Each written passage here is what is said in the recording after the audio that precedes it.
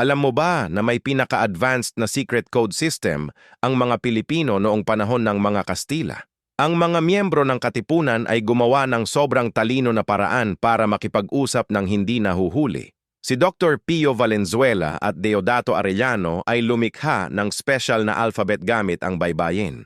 Ang bawat letra ay may kasamang mga marka na parang ordinary na drawing lang o business symbol sa mata ng mga Espanyol, walang nakakaalam na may nakatagong mensahe. Ang mga Katipunero ay gumagamit ng dugo para sa signature, may mga secret password at coded na meeting places sa buong Maynila.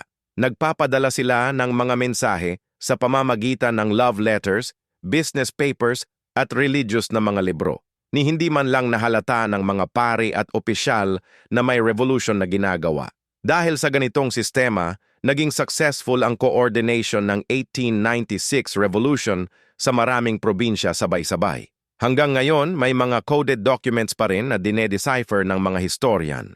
Patunay ito kung gaano katalino ang mga ninuno nating Pilipino sa pagpaplano ng kalayaan.